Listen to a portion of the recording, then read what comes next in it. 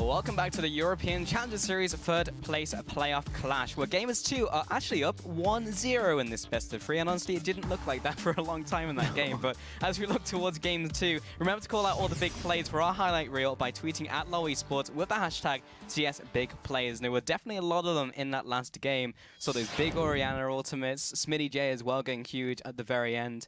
And also, as you mentioned, that completed teleport was so key at that Nexus turret. Can we, without being too mean, can we use hashtag CS big misplays on that? Because trying to end the like you treat. How does an inhibitor turret inhib to Nexus turret trade go that badly wrong without a big misplay of trying to stick around for a Nexus when everybody's spawning? Like, I don't want to rag on him too hard, but that was such a rough end to the game.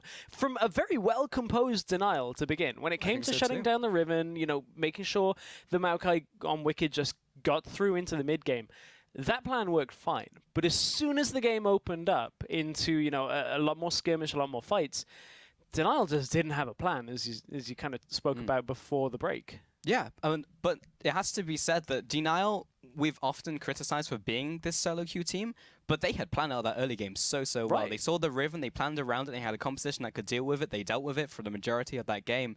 But it was interesting to me how, at the very end, just the fact that those kills and the Baron was enough of a swing, despite the Nexus being open, that Gamers 2 could take that game. Right, I mean, you know, Denial, they managed to lose the game. I think they were about 4,000 gold ahead after getting the Nexus turrets as well. That's just like a crazy end to the game that honestly shouldn't happen.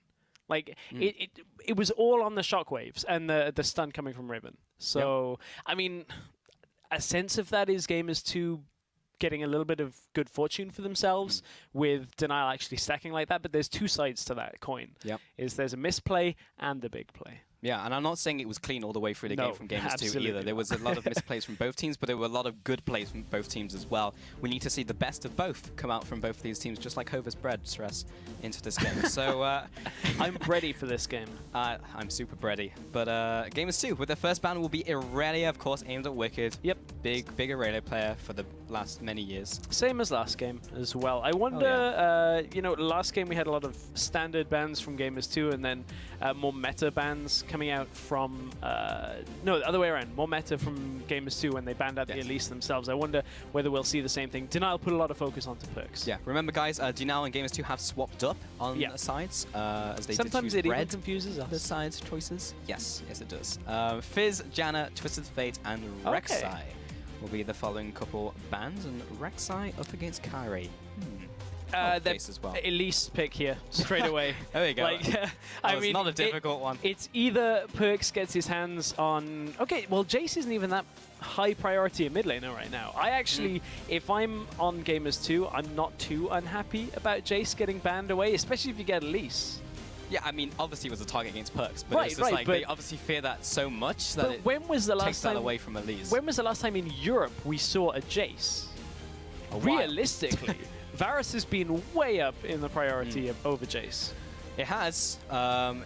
Probably a preference thing for Perks, absolutely. But yeah, a definite change in style. Kickers will be going on to Elise. Remember last time Kickers played Elise didn't do super well, but we've had a bunch of picks. Victor, Corki, Lucian, Braum. Yeah, I like the change up here as well. Make sure you get the Victor for yourselves. That was actually the first pick for Denial in the last game, so they've secured that on an early rotation. And then a bit of a throwback bottom lane for Gamers 2 right now. They know Jesse, we assume he should go even, was down in the last game with that Corki no longer available. Lucian, Braum, old school lane, you get that double tap passive, stack up the Braum passive even faster. Difficult to deal with when it comes to a laning phase, but we haven't seen a whole lot of success on Lucian here in the European scene for a while. Only really forgiven being able to pull out a win. I believe it's something like 1-11, 1-12 on Lucian. I know. Also, across regions as well, North America also not super great on Lucian either. Interesting enough, Jesse's not played a game of Lucian. He's played a lot of different AD carries, but not Lucian. So this is definitely a new thing coming and being brought out here. That is a Karma lock-in, along with Rengar. Remember, Heaver is a Karma player. We've seen Wonderwear use the Karma in top lane, so it could go top, could go bottom. Wicked doesn't strike me as a Karma player either. No, he does not. Like, especially not with his recent champion pool as well. So it is somewhat of a flex. It's still saying to gamers too, look, we're going to counterpick top lane. So pick something that you feel comfortable playing blind. You may see gamers 2 opt for the Maokai. It doesn't give any carry potential to Smitty J, so maybe they'll look for something a little bit more like a Rumble if Smitty J wants it. Or blind pick yourself Riven, because it's not like Riven has any particularly tough matchups or anything like that in that top lane. Not like you know, she's a snowball melee carry that you can somewhat easily zone out. But then again, Smitty J's a Riven player. He is. He clearly feels very comfortable blind picking. He's also very good at finding farm as well. I mean, that was also a team thing, but he found enough farm where he was down like 40 CS in the early game and managed to catch that up on Wicked as he played the Maokai. Yep. So yeah, he will be able to find the farm this game, but it will be hard against DNL. An Ahri lock-in from Gamers 2 should kind of... I mean, this team says snowball right now. Oh yeah. At least Ahri Riven, those 3 are just going to want to hit one lane and hit it really hard. Like, just make sure whoever's in the top lane just gets absolutely snowballing in this game. And if Gamers 2 get themselves a lead, it could be difficult for Denial to get themselves back into the game. And it worked last time with the Maokai for Denial with the early game. Very good early game from them. They're going to go for it again. I personally think they need to look for a lane swap from DNL again, honestly. Like, the early game with Maokai Riven is the time where Riven can actually kill the Maokai, but as you saw last game, as soon as you start stacking armor items, you get a couple levels, Riven's going to find it very hard to kill a Maokai. Right, but we even saw Smitty J start to come back in the game as well, so we do have to watch out for that now. The early game warding is going to be integral to finding out whether it's a lane swap, whether it's not, see if you can get Smitty J in that 1 versus 1. But even then, as you said, Smitty J and the rest of Gamers 2 have been good at getting themselves farm. And you add on to that now the fact that you have Elise, who now all you need is 1 point in Cocoon, and it's a 1.6 second snare. So, I mean, it's going to be a lot easier to snowball the Riven in this game than it was in the last game. Just depends on where indeed Riven ends up, who's in front of her. Yeah, the early game is going to be very big for both teams. Last time, Denial were the ones who were proactive about the early game. And I think they need to, again, as well, on red side. So I think we're going to see both teams look for that early vision and look for those potential lane swap wards. Back onto those compositions, though. Victor, again, picked up very early. We've complemented the Riven, but there is still a lot to shut it down. Yes, there is a lot to shut it down. With the Maokai, with the Rengar as well. However, no Buster Shot this time. No hard disengage coming out from Hiva either, so... Yes, a Defiance, but of course, if the Riven's already on top of your face... Good luck with that. Yeah.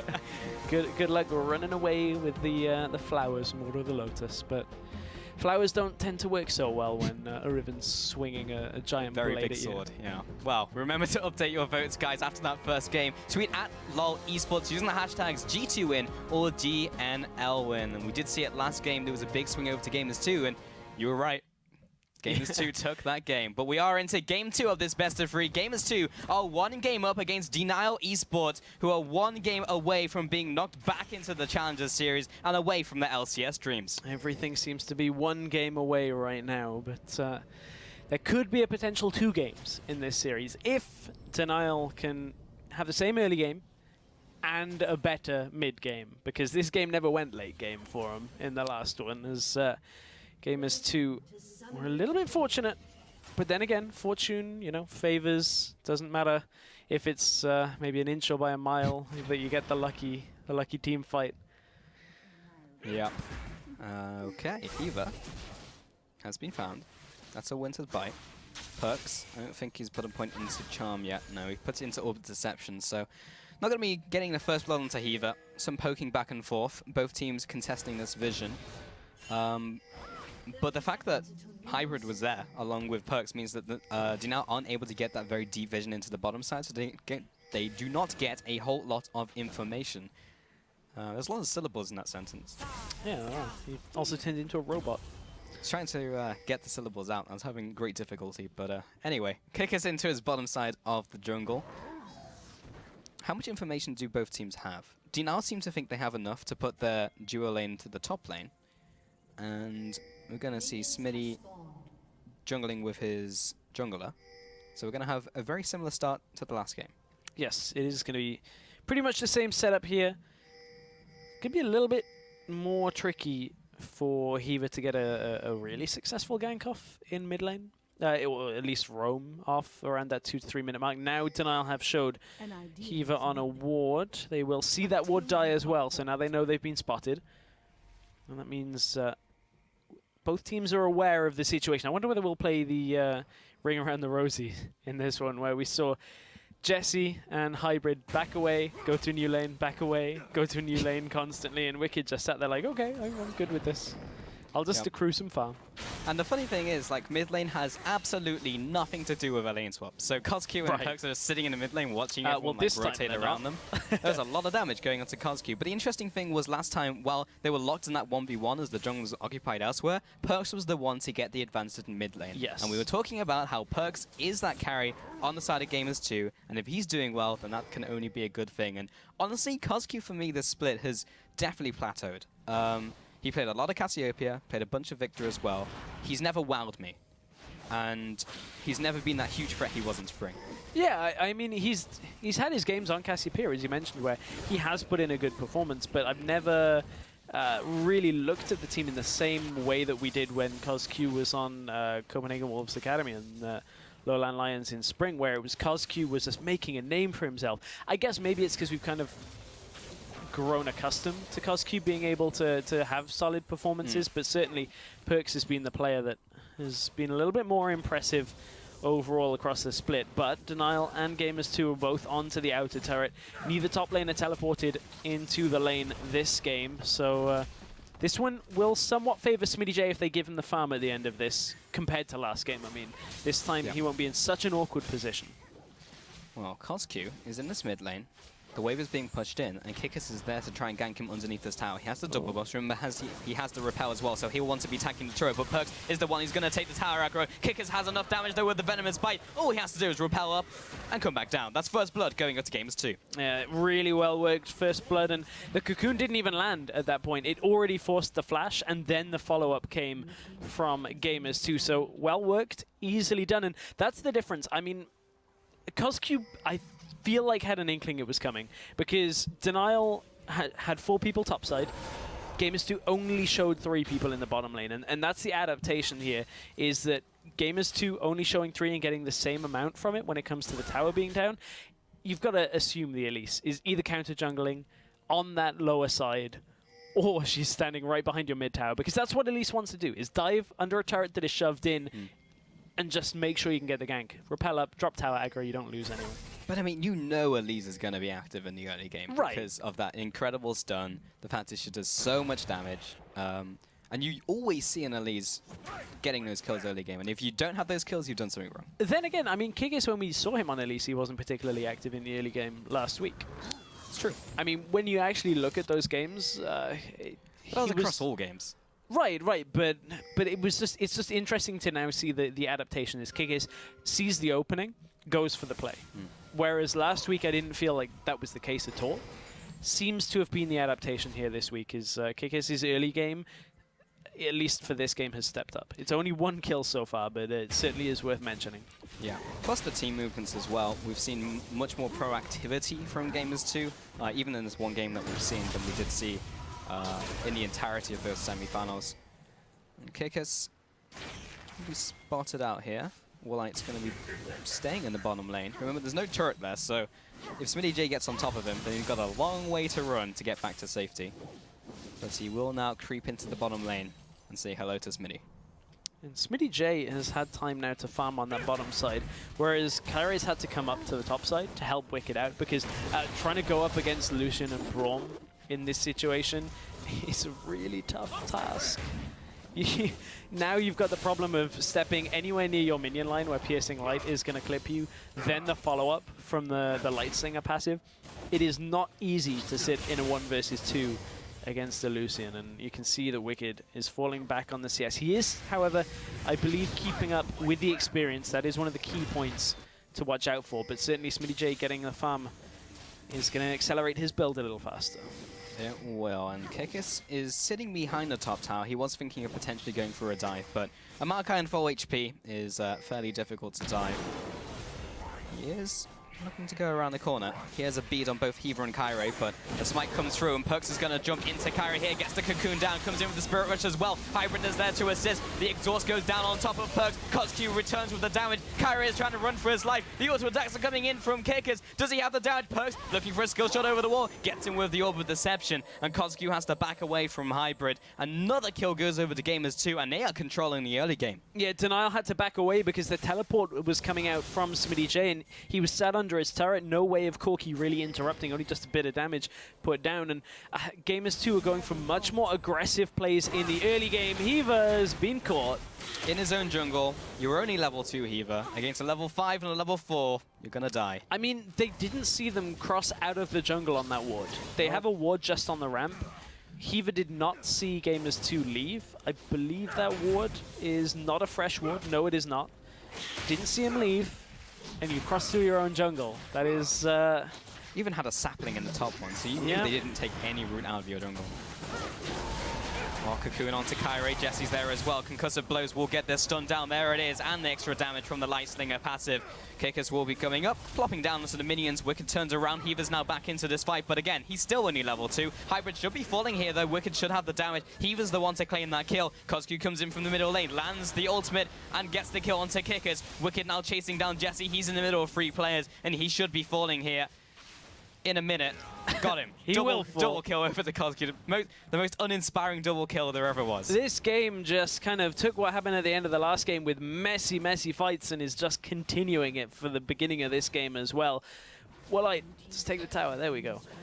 I mean, Gamers 2 make a misread from their support, and then, Denial make a misread from their support, and then Gamers 2 misread the situation top lane with the gank. They couldn't quite get the kill. Now Kyrie takes a lot of damage in the middle lane. This game has started to devolve a little bit. Perks wants to go aggressive. I think he should have the damage. He's got the Spirit Rush, 2 Spirit Rushes aggressively, 1 defensively, and he's already way back at the turret. Orb of Deception comes out, movement speed away from the turret, and he's got him. I mean, that's just not reading Perks having his ultimate and enough mana to do it. I mean, they saw Perks use his ult just... it was actually on a gank, on a attempt at killing Kyrie anyway. That's really weird that Kyrie wouldn't have kind of gone, okay, it's Ari with level 1 ult. I assume it's going to be this amount. I've just been chunked. Let me back away a little bit faster. But real messy start to this game. There's a lot of misreads coming out from Denial. First, the Heaver running into the jungle, knowing that the enemies were still there. Kyrie in the mid lane, misjudging the kill pressure from Perks. Kyrie as well this game, he's 0-3-1, has not had an early game impact. And you know, the biggest thing about these misreads is look at who the kills have gone to. They've gone to Elise and Ari, and if there is one combination that is going to snowball with just this amount already, these are going to be the 2 champions that do it, because Cocoon into Charm, someone's dead straight away. Smitty J also up in lane in the top lane, up in farm. Wicked is struggling to get himself any kind of itemization here. You can see he's on tier 2 boots. And the buildings of a catalyst, but G2 are going aggressive. This is 2 versus 3, but here comes Perks from the side. Yeah, Smitty J Flash trying to get the combo down onto Kyrie. Picks him up with a Wind Slash. Kickers chasing after Hiver. He should have the damage here. Has the red buff, gets him with the auto attack. Wicked now closing in, trying to get this Twisted Advance down. Doesn't need it. Kozku's there with the Death Ray. But meanwhile, the team of Gamers 2 were able to avenge their ally by taking the middle turret. Yeah, G2 again just getting the better of these trades. They have themselves a 3,000 gold lead right now, and man, Denial, ever since that attempt at taking the Nexus in game 1, they do not look like they are just reading the situations correctly. They had the numbers advantage there, yes, but you've given kills away. You don't have full vision over your jungle. At that point, there has to be the mentality of maybe this isn't a fight we should look to take. This is against a fairly fed Elise, and you know, 1 Cocoon, 1 Charm turns a situation like that. And even with the amount of pressure, Kiki still found the time to go out and solo down Heaver. This is a different Denial from what we saw in game 1. And the fan vote has only increased for Gamers to 81% now, over to 19. But Denial, the early game was so well executed. They kept down the Riven. They did all the right things up until that Baron. Up until that Baron, the Dragon fight, the Nexus whiff.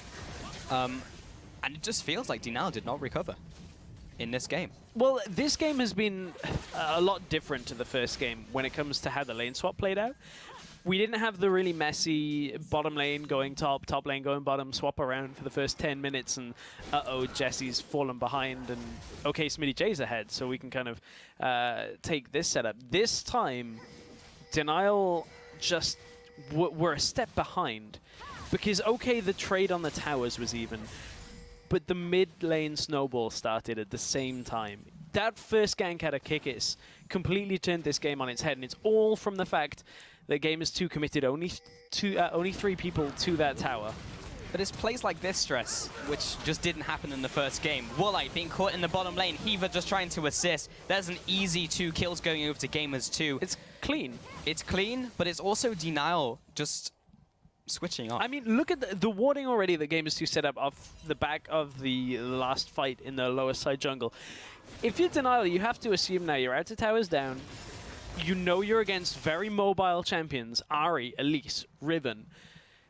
If you step that far forward and you don't have wards all the way through the jungle on the side, it doesn't actually matter that they cross this blue buff ward, because at that point it's too late. It's too late. Too late to back yourself away, even with Flash, even with Valkyrie.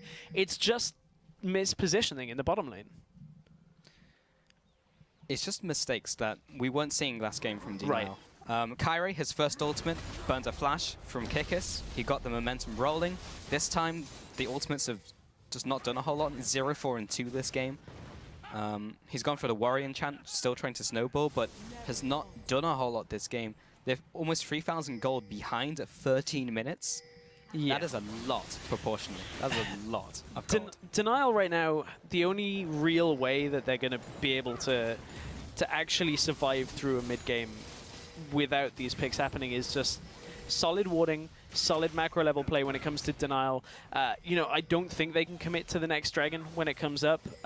Denial, they're going to have to just make sure that they're not overextending in situations, ward their flanks, don't lose too much more than they've already lost, because you haven't lost an inner tower yet.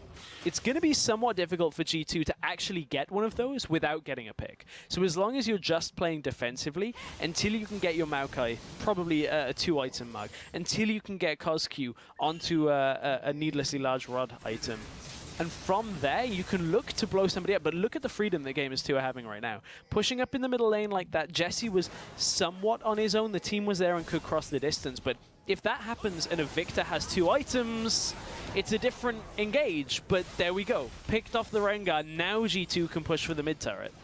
It's a tough ask for Denial. It's doable, but it's very difficult. It's very difficult, and you can't get caught like that. Heaver, by the way, is not even level 6 yet. He's level 5. Now he's level 6 at 14 minutes into the game. Gamers 2 may not be able to siege his middle turret, but Smitty J is making it very difficult for Wicked to rotate. And you know, I was talking to the teams who are here today, Mouse and Dig, and they were saying how on point Kyrie's been looking recently. Yeah. And he was looking on point in the first game. He was looking great in the semis, but this game is just not him turning up, and Walleye gets caught in the middle lane. Hybrid lands the Glacial Fissure onto 2. Kyrie coming back into the fight, but he's very squishy. He's not built tank, and he just dies again. Back down for the count. Another 20 seconds away from this game. Denial do clear the middle wave, but again they lose the Rengar. Kyrie is just not in this game. He is struggling to do anything, and he's trying to force plays. And he's because he's struggling to force plays and trying against a snowballing team, this is just going to get worse and worse. 0-6 at 15 minutes.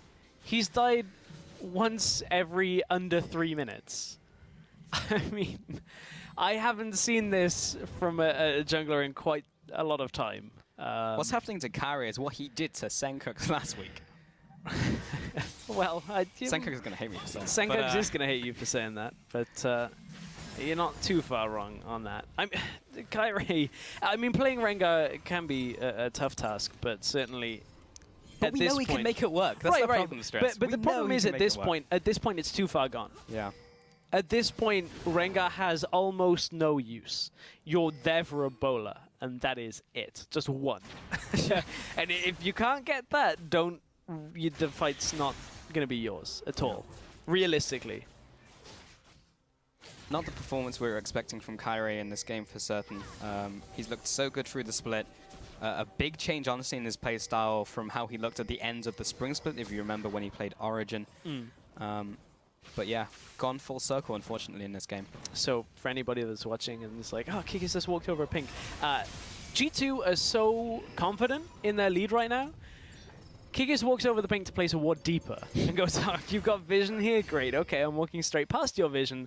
I'm going to go ward, let you know I'm warding, and then cross back to clear the pink with my support. I have this safe play right now. It's very confident by gamers too, but also well within They're their playing reach. the lead well. Right, I mean, at this point, all they're doing is creating picks. They're hiding around corners. This time they are on a ward. Perks is sat literally in vision. I mean, it's a little bit of an unorthodox ward placement, but it's smart against a composition like this, just to catch that corner.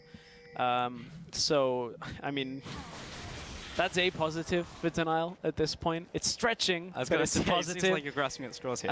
Hey, look, you've got to look at how a team can get back into a game. And if you do prevent the picks, that's how you can stop them. But at this point, you show Kyrie top lane on a ward.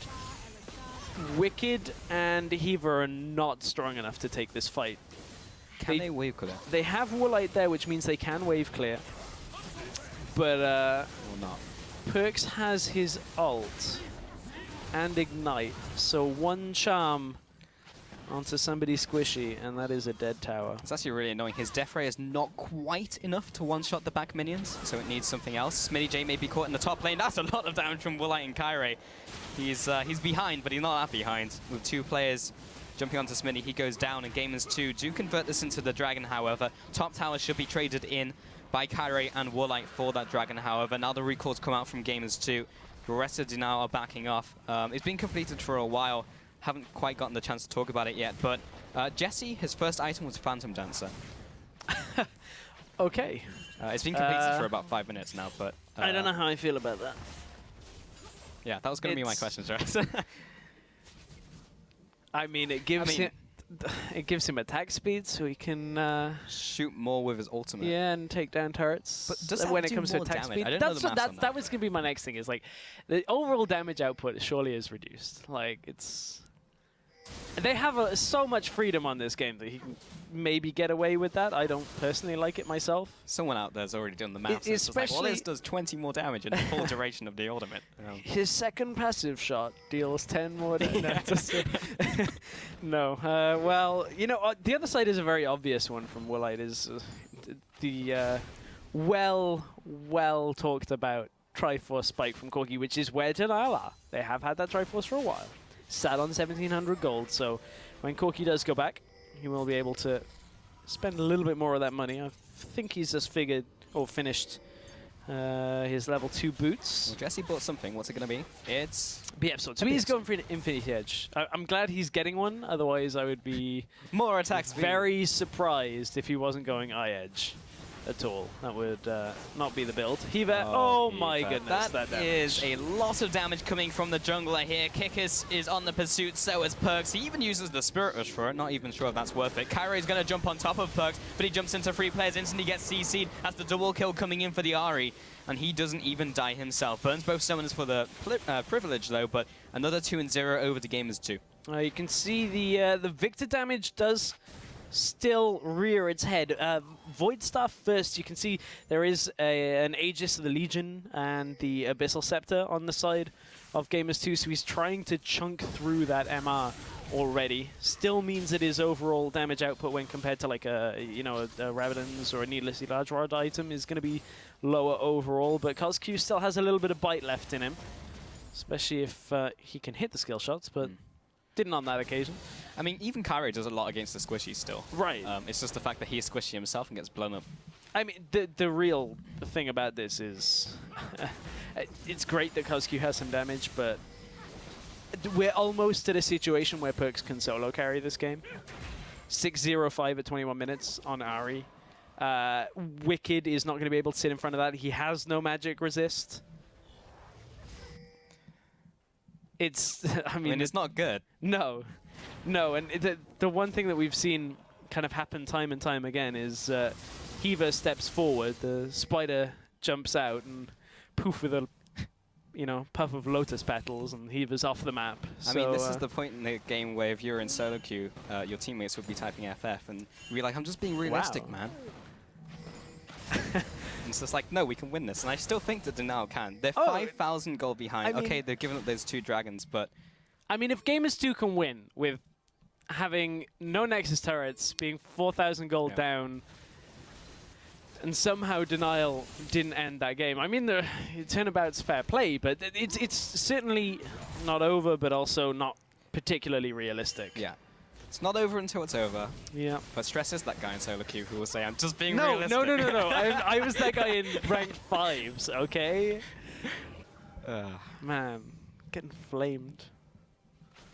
Got him. Anyway, so is there like a report function for this broadcast? Unfortunately verbal abuse. Reported for verbal abuse. And DNL and Gamers 2 have been in this mid lane for a very long time now.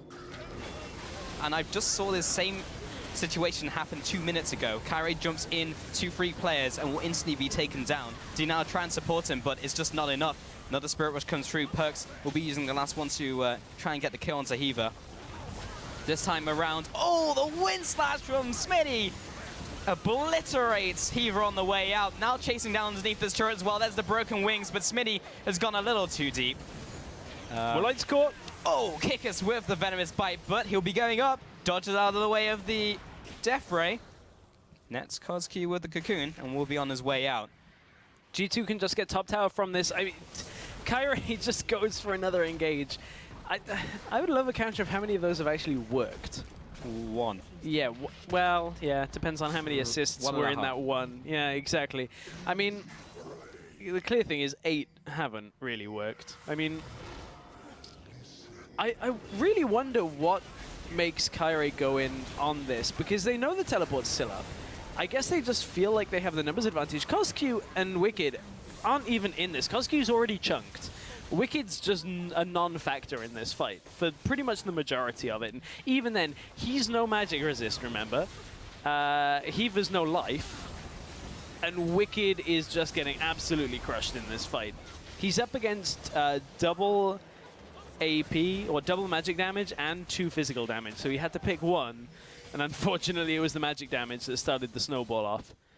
And not really easy for him to sit in front of anybody there. It's actually quite nice by Smitty J there. He used his E to cancel the animation of his ultimate. It's a very simple combo, but you can generally, this is kind of a rule of thumb, Riven, use your E as an animation cancel for your next ability. And if you're using it with the Wind Slash, then you can get a little bit of extra range, which he used there at the very end. Wicked's building second item Frozen Heart. He needs magic resist really quickly. Okay, Riven's doing damage. Okay, Lucian's doing damage. I can accept that, but still, the Ahri is the one that is fed. I guess he's kind of just given up and said, okay, if Ahri's coming on, if Ahri's gonna look to charm me, I'm gonna hit my ultimate dead anyway. And yeah, I mean, Wicked's not the one that you want to charm, but still, you'll be able to chunk through so much of it, even with that ultimate from Wicked. If they can kill Perks, though, there's a lot of damage off the table. But again, this is the beauty of the Gamers 2 composition. They have Threat in the top lane. Jesse's doing well this game as well. Yeah, Gamers 2 are looking for the Baron. They set up wards in the lane. Smitty J's no teleport. Now Denial are here as 5, and they're going to go. Well, that's a misglacial fissure coming in from Hybrid, actually, and goes right through the goalposts of Denial. They'll actually be chasing them down.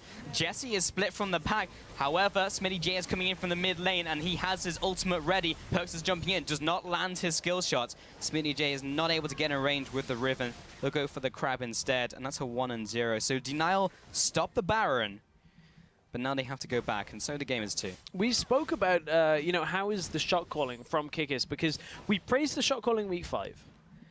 We didn't like the shot calling in the semi-finals against against Maus.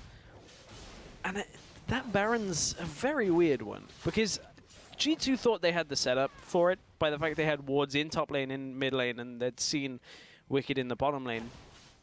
But they still don't have the fastest Baron right now. Okay, they've got Elise, good single target damage.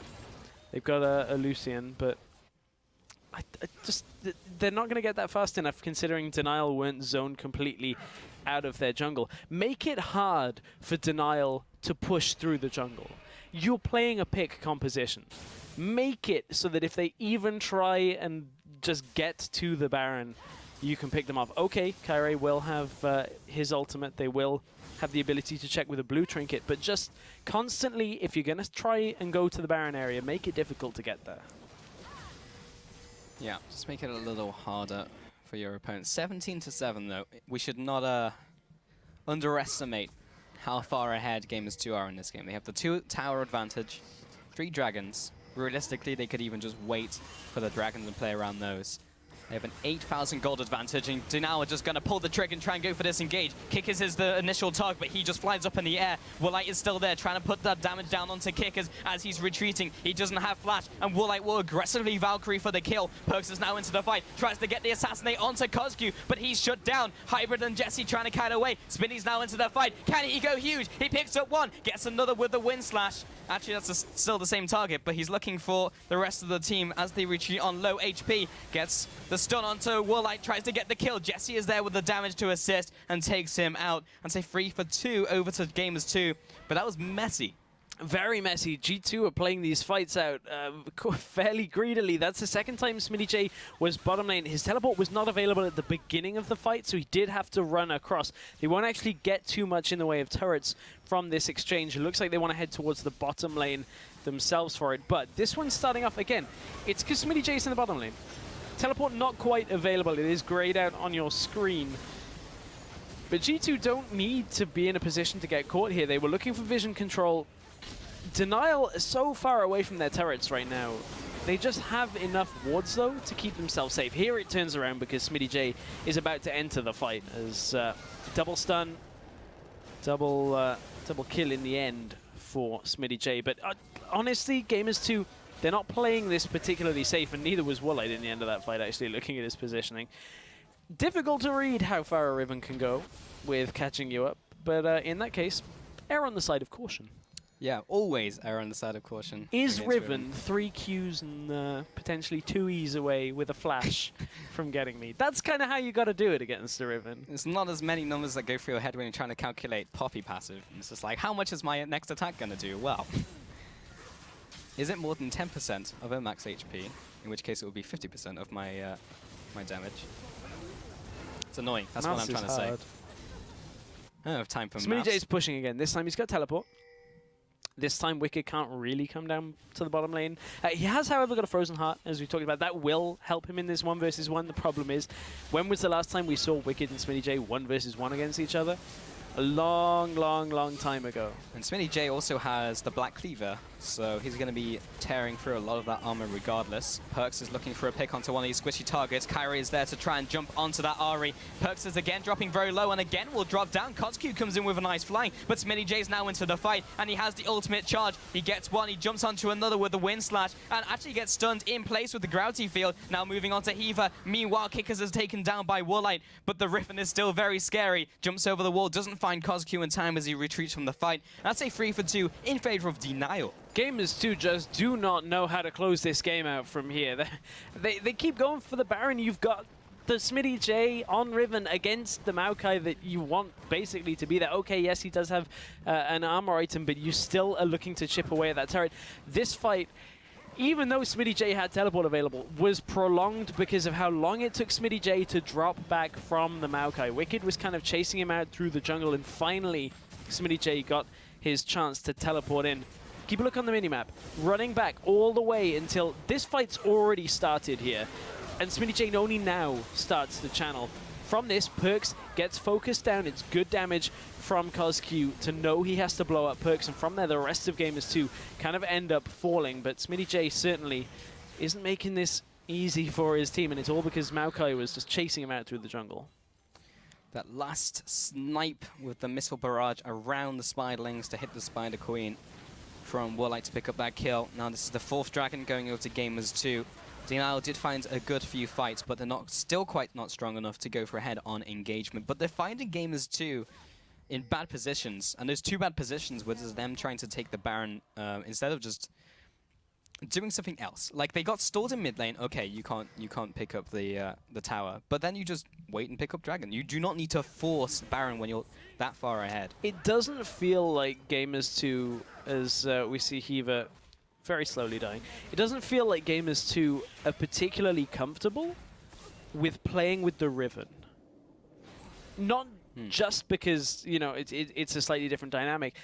Their ability of not to engage or get engaged upon while Riven is not with them seems very lackluster. They're not playing safely. They're not controlling vision quite well enough to do this split push. And because of it, what was a massive lead still is a substantial lead, but it is getting stalled very heavily by Denial. And that's a problem when you're playing against a Victor and a Maokai who's only going to get tankier. But more importantly, the Victor, who does a lot of damage. He's 6-1 and 3. Got the shutdown guard, remember, on Perks as well. So you can't underestimate his damage. Perks is down in the bottom lane. He can't actually show that. If he does, then it's Baron. Yes. Because you can see how close Denial are to Baron. Oh, Kikis. Oh, this is not good. Flash over the wall. Wicked finds him. There's the twisted advance. And they pick up that kill. This will be the blue buff going over as well. Smitty tries to steal it with the Ravenous Hydra. But that's the jungler down. Denial, what did they do with this? They have the power play over Baron. I mean, now it's Denial that are just controlling the vision. Like, rather than just starting it, which I feel like they actually could have, but they do risk Smitty J and Perks coming in. Rather than just going straight for it, like Gamers 2 were doing, make it difficult for them to enter this the river. If one person crosses down, Denial take the fight. But again, Denial are playing this from behind, so they can't all in on the on the Baron right now. This is a very awkward situation for both teams and a very odd game. Gamers 2 start this game with a gigantic advantage and they just take everything away from Denial. And then it feels like they were styling for a little while and then just got stalled out. Perks chose the bottom goes lane. bottom lane. That was a red buff being taken by Jesse. This is an easy play from Denial just to say we're going to go for this Baron.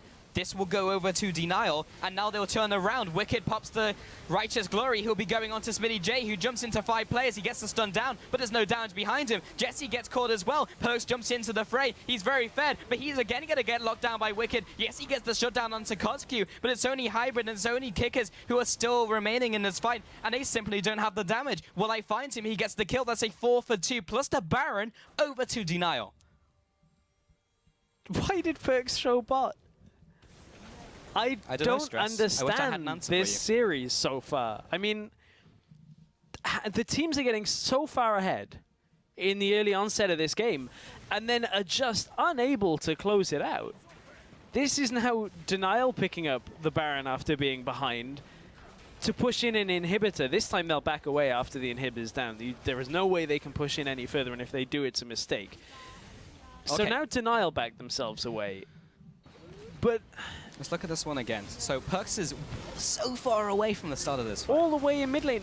This is an easy read because of how far across the map he was. From here, G2 just can't take this fight. Smitty J goes in, gets a decent stun, but the damage wasn't able to get there in time. Perks flashes in to try and get Kotsq. Okay, he gets him, but then you're against a Maokai.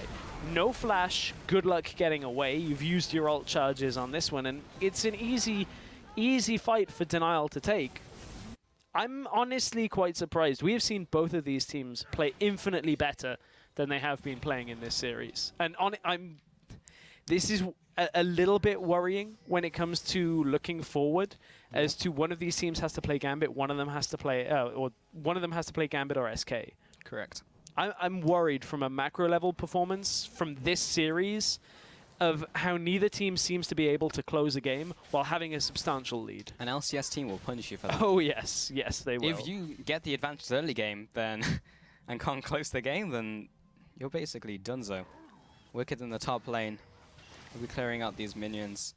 Woolite in the mid lane. They have this Baron now on the offensive. Denial need to make sure they don't get a little too far ahead of themselves. Dragon is still on the horizon, however, 1 minute away from that, but I think Denial are in the point where they could probably take Gamers 2 on a head-on engagement now. Well, at this point, G2 are now a little bit afraid to push down for this Dragon. This would be Dragon 5. That should, in theory, be enough for Gamers 2 to be able to take this game conclusively. Problem is, though, Denial are likely to get this one because they can control the waves, they can control bottom lane and mid lane, make it difficult for Gamers 2 to actually contest for this dragon. And then it puts the onus back on G2. It's another 6 minutes before they're looking for a major objective. And, I mean, G2, with a lead, still didn't know how to close it out against DNL. And now DNL have closed that gap, and it's a little bit more narrow between the two teams, and they still don't seem to have a game plan. Well, DNL's game plan is sit in this bush and hope that Gamers 2 walk into it. Kyrie is actually just going to jump on Smitty J. He was separated from the pack. There was no reason to be there, and now Perks may pay the price, I should say. Heaver is trying to jump after him. Jesse returns with the ultimate damage. The culling is more like a tickle gun at the moment, though, up against Wicked. And that's another kill onto Smitty J. There's a 4 versus 5. Oh my god, they're going to do it again. Kickers jumps away with the repel. He has to use the flash. The Spiderlings tank up some damage. Kyrie is trying to go after Perks. The Sapling's going to try and kill him as well. But that was an unnecessary flash that had to be burnt there by Kickers. And now DNL. Oh no, we're like, okay, good. DNL will go towards this dragon and probably start it off.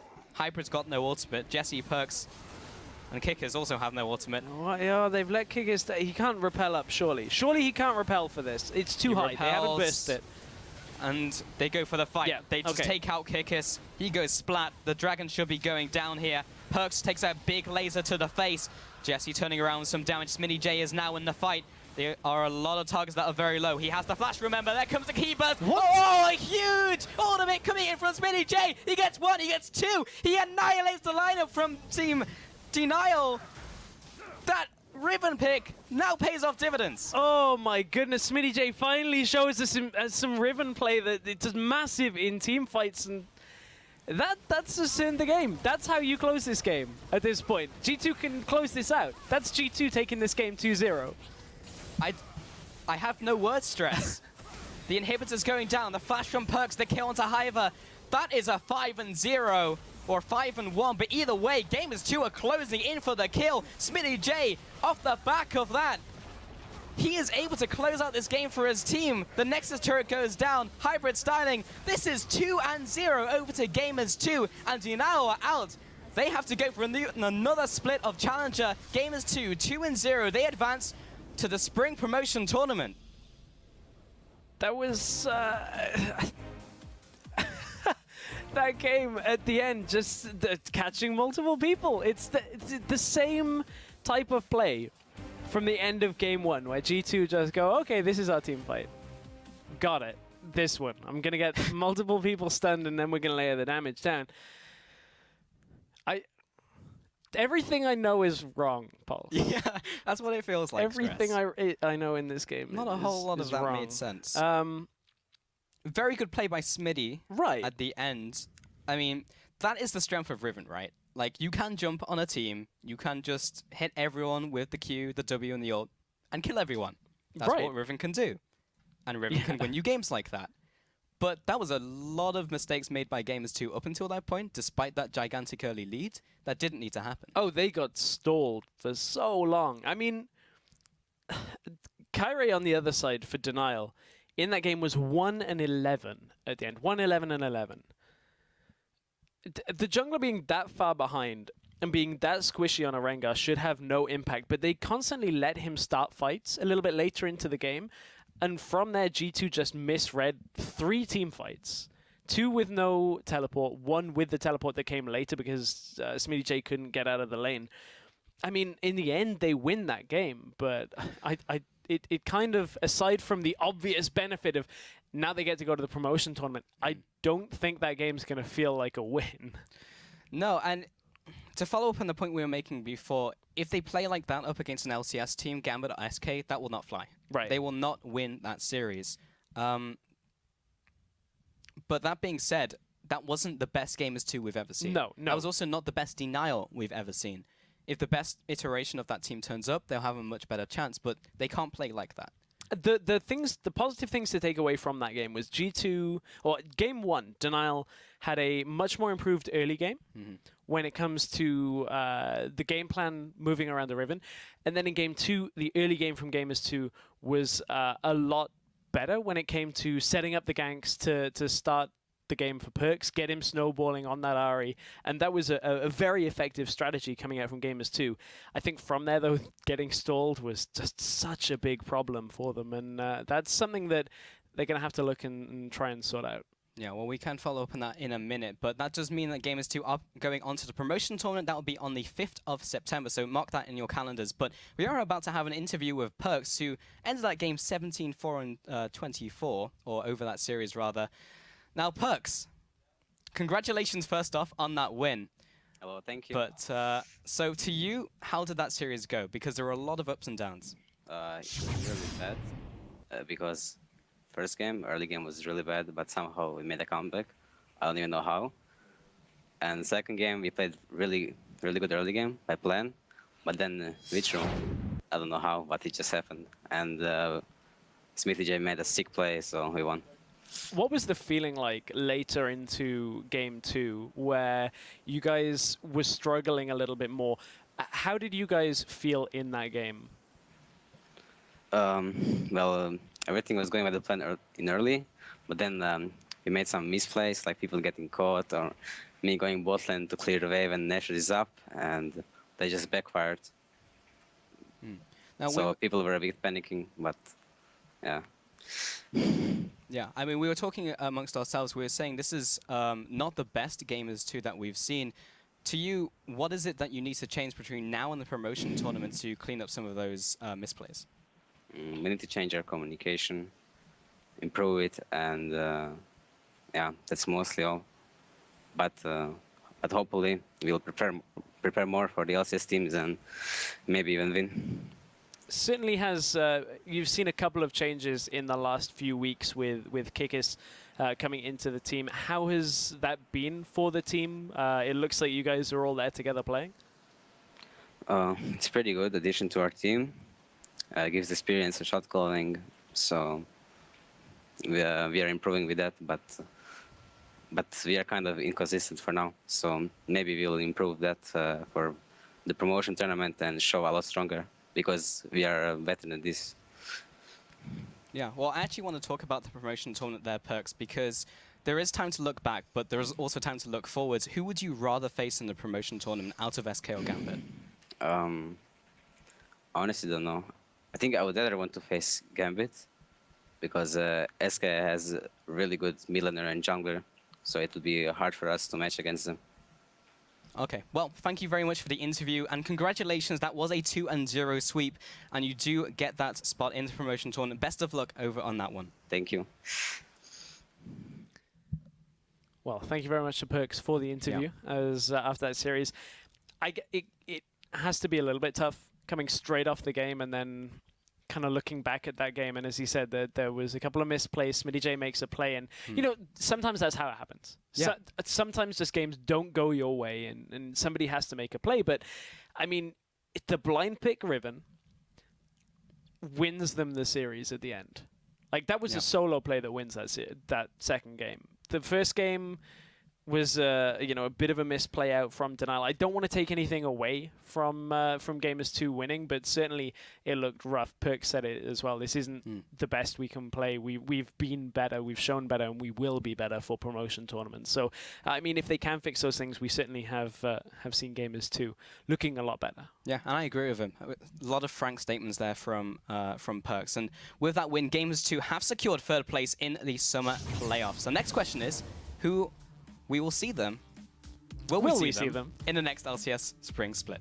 And who will we see in the next LCS split? Because well, first of all, Gamers 2 are going to have to battle it out on September the 5th versus either Gambit or SK Gaming in the promotion tournament to claim a seed into the LCS. But that is not all, because remember to tune in tomorrow, because we're going to find out. Well, we will find out who's going to be in the promotion tournament. We'll also find out who's going straight into the LCS as well, because Mouse Sports take on Team Dignitas EU in a best-of-5 for first place in the Challenger Series and that automatic qualification spot for the spring split. And And remember, after that, North America will play out their finals as well with Coast versus Renegades. So don't forget to tune in later today as well, if that's not enough, for the North American Challenger Series third place decider. That's between Cloud9 Tempest and Team Imagine. And as always, Freakin' Zyrene will be bringing you all of that action starting at 3 AM CEST or 6 PM Pacific. And the action doesn't even end there. Be sure to catch the newest episode of Primetime League on Friday, 1 AM CEST. That's Thursday, 4 PM Pacific time. And to recap any of today's action, just load up LoL Esports for stats, VODs, and much more. So, well, that's everything from us here at the European Challenger Series, but we'll see you in the LCS studio tomorrow for the summer finals. So on behalf of myself, Stress, and the Challenger broadcast team here in Berlin, thank you for watching, and remember, good luck, have fun, and we'll see you tomorrow.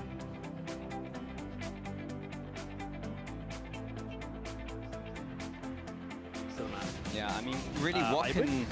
you okay, buddy? Like, jumps on top of him, actually gets pulverized, headbutted into the wall. Jesse will return the damage. Aggressive Valkyrie forwards into the exhaust, and now there comes the cat from the sidelines. Picks up the first kill. Will jump away, but Spinny J is coming into this fight. He gets one, he's looking for another. He doesn't have his ultimate, though. He'll have to try and retreat for the cooldown. And Kikis is there to try and gank him underneath this tower. He has the double boss, remember, he has the repel as well, so he'll want to be attacking the turret, but Perks is the one who's going to take the tower aggro. Kikis has enough damage, though, with the venomous bite. All he has to do is repel up, but the smite comes through, and Perks is going to jump into Kyrie here, gets the cocoon down, comes in with the Spirit Rush as well. Hybrid is there to assist. The exhaust goes down on top of Perks. Kotsky returns with the damage. Kyrie is trying to run for his life. The auto attacks are coming in from Kickers. Does he have the damage? Perks looking for a skill shot over the wall, gets him with the Orb of Deception.